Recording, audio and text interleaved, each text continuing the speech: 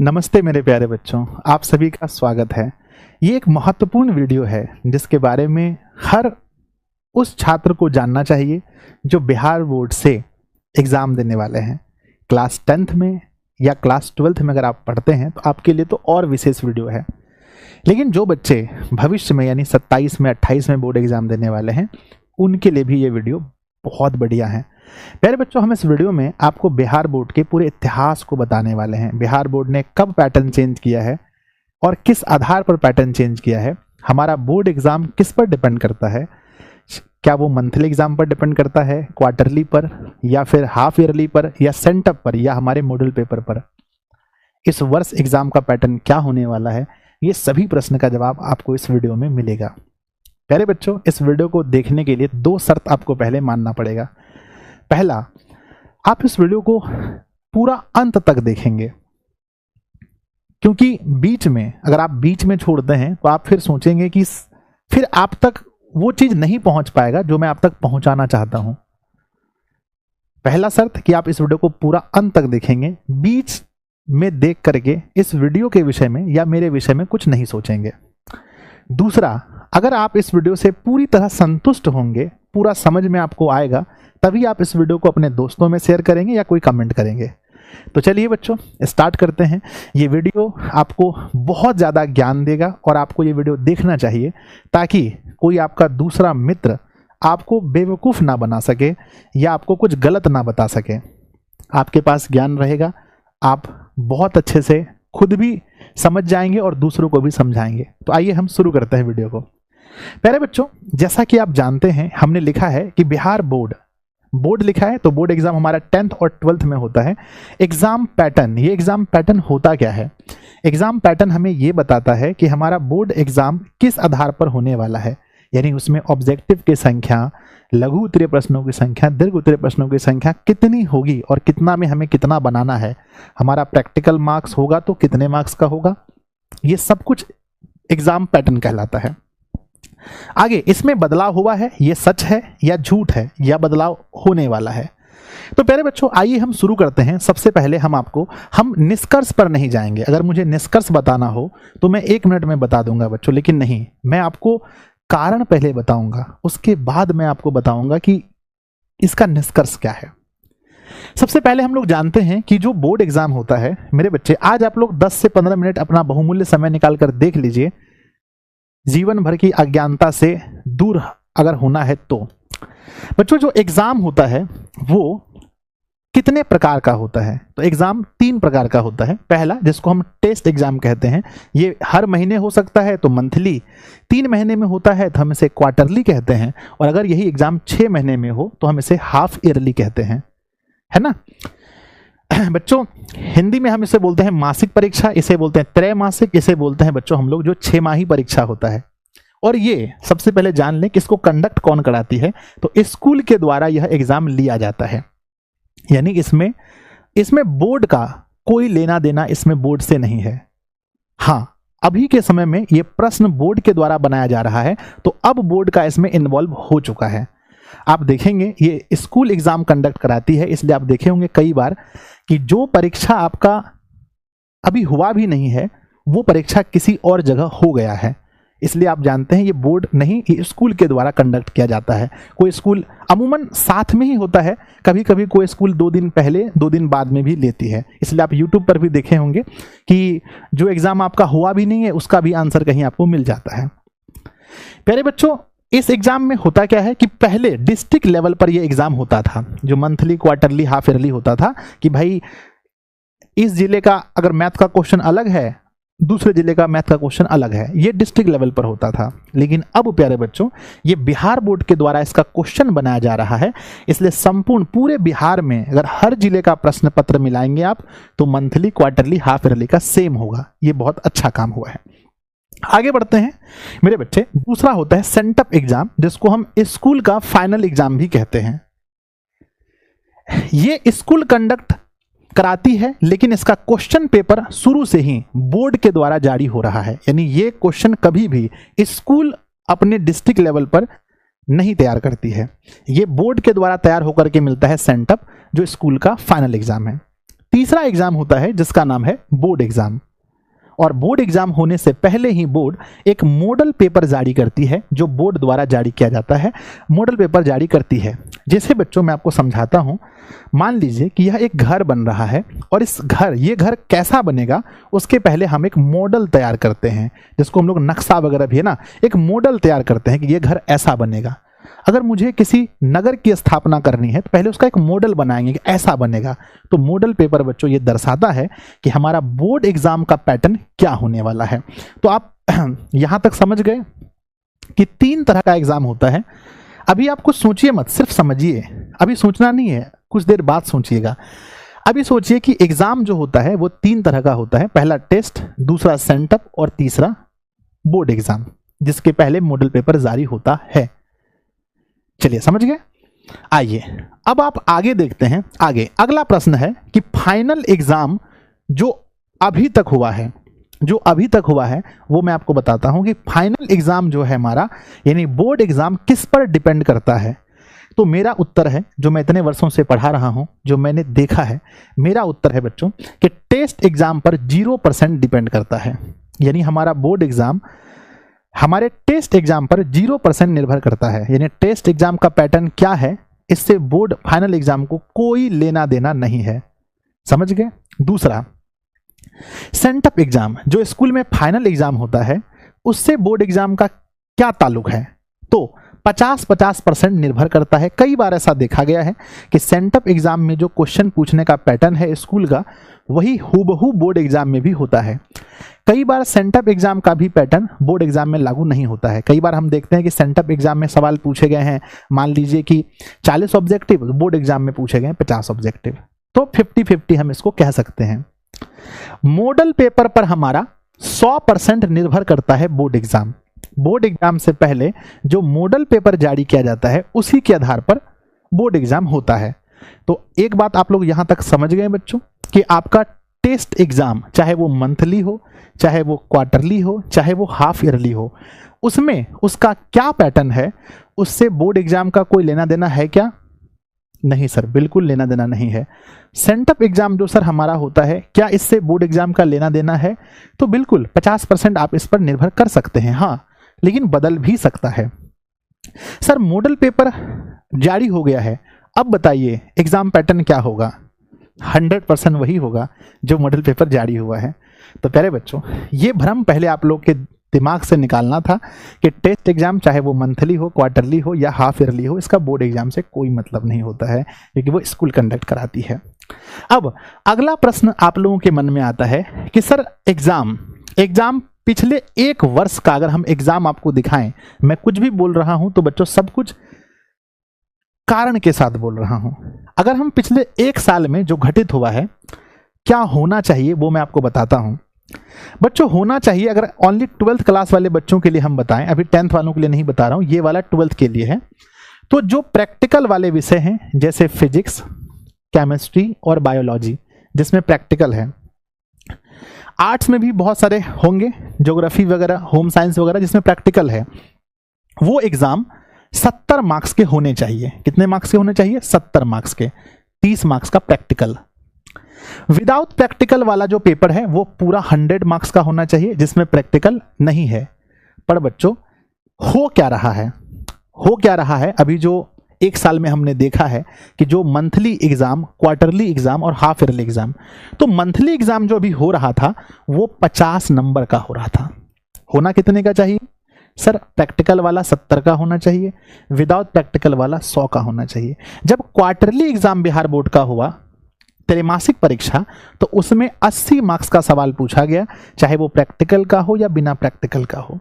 उसके बाद जो 6 परीक्षा हुआ, हाफ ईयरली एग्जाम हुआ, वो पूरे 100 मार्क्स का पूछा गया है। अभी जो हाफ ईयरली एग्जाम हुआ है वो पूरे 100 मार्क्स का पूछा गया है। तो प्यारे बच्चों को कहा कि ये टेस्ट एग्जाम है, चाहे वो मंथ में हो, चाहे 3 महीने में एक बार हो, 6 महीने में एक बार हो, ये टेस्ट एग्जाम है और इसका पैटर्न आप देखिए, कभी 50 मार्क्स का हो गया, कभी 80 मार्क्स का हो गया, कभी 100 मार्क्स का हो गया। इसलिए मैं कहता हूं कि इस पर हमारा बोर्ड एग्जाम डिपेंड नहीं करता है, ये कुछ भी हो सकता है। जैसे मान लीजिए हम लोग पहले कोचिंग पढ़ाते थे ऑफलाइन में, तो हमारा मन होता था, कभी 70 का ले लेते थे, कभी 90 का ले लेते थे, कभी 80 का ले लेते थे। तो इस पर डिपेंड नहीं करता है, बोर्ड अभी इस चीज को फॉलो कर रहा है भाई, कि इस पर डिपेंड बोर्ड एग्जाम नहीं करता है। परंतु मैं एक बार फिर से आपको कहता हूं कि बच्चों ऐसा होना नहीं चाहिए, पर जो हो रहा है हम उस पर बात करते हैं। क्या होना चाहिए वो हम बाद में बात करेंगे, ठीक है। अभी ये हो रहा है, समझ रहे हैं आप लोग। कहते हैं कि पहले भी ऐसा होता आ रहा है, इसलिए आपको घबराना नहीं है। ऐसा नहीं है कि इसी वर्ष हुआ है, हम बोलेंगे बच्चों कि अरे ये तो अनर्थ हो गया, ये क्या हो गया बच्चों। ऐसा इस वर्ष ही नहीं, ये पहले भी होता आया है, ठीक है। ये पहले भी हुआ है और आगे भी होता रहेगा, इसके लिए टेंशन मत लीजिए आप। आगे बढ़ते हैं, आगे मेरे बच्चे अब ऑब्जेक्टिव के पैटर्न को समझते हैं। बहुत सारे बच्चों के मन में सवाल है कि सर इस बार कितना ऑब्जेक्टिव पूछा जाएगा, तो चलिए देखते हैं इसका पैटर्न क्या है। बच्चों होना चाहिए जो प्रैक्टिकल वाला विषय है यानी 70 मार्क्स का, उसमें 35 ऑब्जेक्टिव बनाने के लिए हमें बोलना चाहिए 70 में से, क्योंकि हमें पता है कि अभी पैटर्न हमारा 2 गुने प्रश्न का है। और जो बिना प्रैक्टिकल वाला विषय है उसमें 100 में से 50 बनाने के लिए आना चाहिए। लेकिन देखिए टेस्ट एग्जाम में कैसा पूछा गया था। टेस्ट जो महीने में हुआ उसमें हमें 30 ऑब्जेक्टिव दिए गए, जिसमें 25 बनाने के लिए कहा गया। अरे आप लोगों ने दिया है, आपको पता होगा। क्वार्टरली 70 ऑब्जेक्टिव क्वेश्चन दिए गए, जिसमें 40 क्वेश्चन बनाने के लिए बोला गया। और हाफ ईयरली जो भी एग्जाम 12th का हुआ है उसमें 80 क्वेश्चन दिए गए, जिसमें 50 बनाने के लिए बोला गया, ठीक है ना। आप देख सकते हैं ये अलग अलग है। इसीलिए तो मैं कहता हूं कि टेस्ट एग्जाम पर हमारा बोर्ड एग्जाम निर्भर नहीं करता है। समझ गए आप लोग। तो ये पूछा गया है 30 में 25 बनाइए, 70 में 40 बनाइए, 80 में 50 बनाइए, समझ गए। अब प्यारे बच्चों अब आगे बढ़ते हैं। अब ये देखने के बाद आप लोगों के मन में एक सवाल पैदा होगा। क्या सवाल पैदा होगा मेरे बच्चे? आप लोगों के मन में सवाल ये पैदा होगा कि एग्जाम पैटर्न में कोई बदलाव होगा या नहीं। ये आप लोगों के मन में सवाल आ रहा होगा कि सर सीधी बात कीजिए, निष्कर्ष पर बात कीजिए कि वो हमारा एग्जाम पैटर्न, तो हम कहेंगे बच्चों कि इसका चांस 0% है।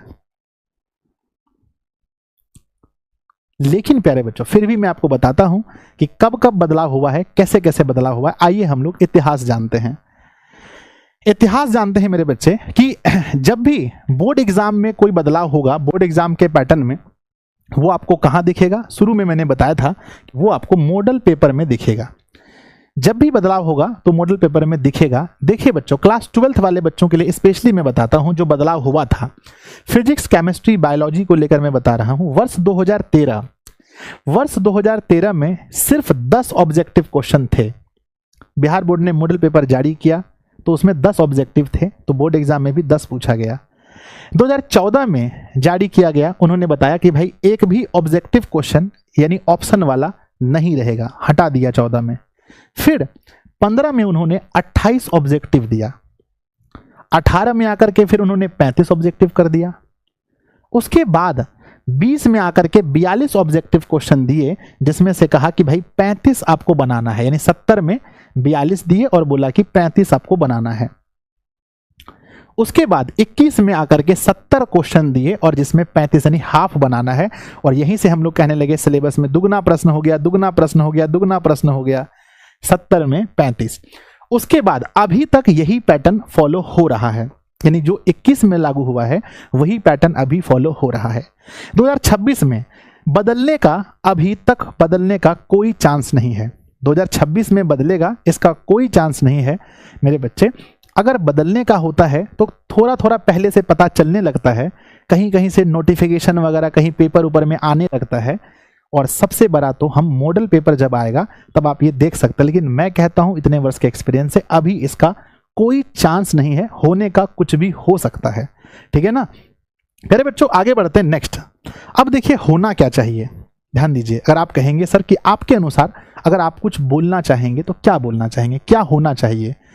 देखिए मैं डायरेक्ट नहीं कहूंगा भाई बोर्ड एग्जाम है ना, बोर्ड गलत कर रहा है, ये है वो है, लेकिन मैं आपको बताऊंगा क्या होना चाहिए। मेरी एक सलाह है, ये होना चाहिए कि मंथली शेड्यूल जारी होना चाहिए, है ना। कम से कम ये ऑफिशियल वेबसाइट में ये कम से कम आ जाए भाई कि हर महीने में क्या सिलेबस हमें पढ़ना है जो एग्जाम के लिए हम तैयारी कर पाएं। क्योंकि जब कोचिंग में एग्जाम होता है तो पहले बता दिया जाता है बच्चों 1 से लेकर 5 चैप्टर तक पढ़ने का इस महीने में टेस्ट होने वाला है।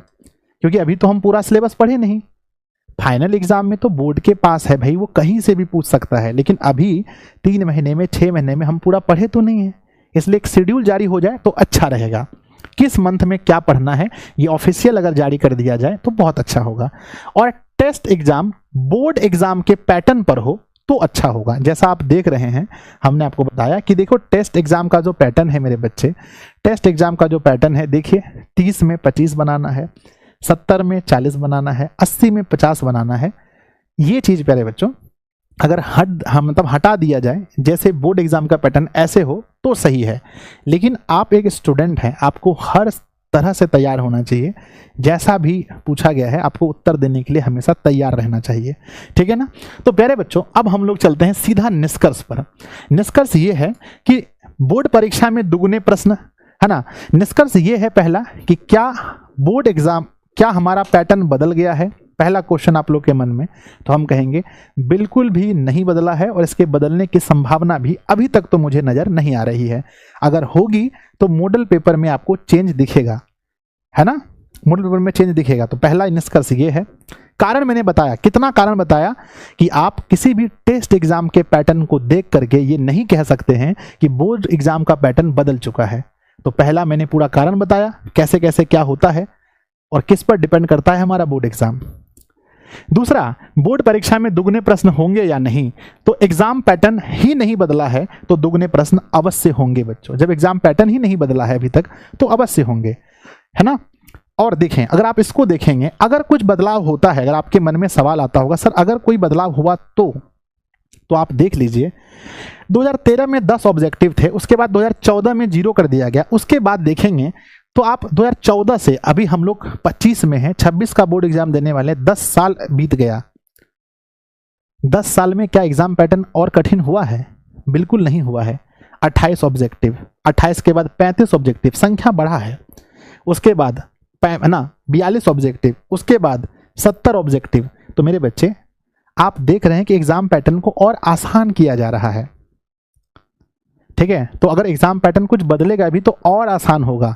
लेकिन जितना आसान हो गया है एग्जाम, इससे आसान भगवान ना करे कि इससे आसान और एग्जाम हो बच्चों, नहीं तो फिर विद्यार्थी का महत्व ही समाप्त हो जाएगा, पढ़ने वाले बच्चों का कोई महत्व ही नहीं रहेगा। एक वो जमाना होता था जब ऑब्जेक्टिव क्वेश्चन नहीं होते थे, बच्चे बहुत ज़्यादा पढ़ते थे, अभी की तुलना में और भी ज़्यादा पढ़ते थे। तो प्यारे बच्चों मन से ये भ्रम निकाल दीजिए कि बोर्ड एग्जाम का पैटर्न सिर्फ ये मंथली एग्जाम को देख करके कि पैटर्न चेंज होगा, ऐसा बिल्कुल नहीं। आप पैटर्न चेंज होगा ये संभावना तभी बोल सकते हैं जब आपका ऑफिशियल मॉडल पेपर आएगा, इसके पहले कुछ भी नहीं। दुगने प्रश्न आएंगे या नहीं आएंगे ये मन का भ्रम है। तो 100% बच्चों जब पैटर्न आएगा तभी ये, यानी कि दूसरा सवाल तभी मन में आना चाहिए जब पहला सवाल का आपको आंसर मिले, ठीक है। हम उम्मीद करते हैं कि आप लोगों के मन में जो भी प्रश्न थे अब वो प्रश्न समाप्त हो गया होगा और आप समझ गए होंगे बच्चों क्या इतिहास है और कैसे कैसे हमारा एग्जाम पैटर्न तैयार होता है। और आप सब कुछ समझ गए कि टेस्ट एग्जाम का क्या महत्व है ना।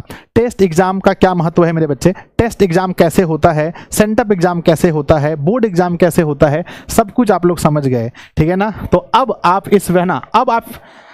इस वीडियो के नीचे कमेंट कर सकते हैं, है ना। क्या कर सकते हैं? अब आप जितना चाहें इस वीडियो के नीचे प्यारा सा कमेंट कर सकते हैं, इस वीडियो को अपने दोस्तों में शेयर कर सकते हैं। और ये महत्वपूर्ण वीडियो है, इसमें एक महत्वपूर्ण सूचना भी होना चाहिए प्यारे बच्चों। जो क्रैश कोर्स है ना, जो क्रैश कोर्स है वो अक्टूबर महीने के फर्स्ट वीक में हम लोग लेकर आ रहे हैं। तो इसके लिए भी आप लोग तैयार रहिएगा, आराम से पढ़िए बच्चों, कोई पैटर्न उठन में कहीं चेंज नहीं है, ठीक है ना। और खूब मन लाकर मेहनत कीजिए और ये कभी कामना मत कीजिए। एक योद्धा बच्चों ये कभी भगवान से कामना नहीं करता है कि मेरा युद्ध सरल हो, वो हमेशा ये कामना करता है कि प्यारे बच्चों युद्ध चाहे कितना भी कठिन हो, उस युद्ध में लड़ने की भगवान से शक्ति मांगता है। तो आप पढ़िए, अपनी शक्ति को बढ़ाइए, ना कि बच्चों अपने युद्ध को हल्का करने के बारे में कामना कीजिए। मिलते हैं बच्चों फिर किसी वीडियो में, तब तक के लिए आप पढ़ते रहिए, हंसते रहिए, मुस्कुराते रहिए। धन्यवाद।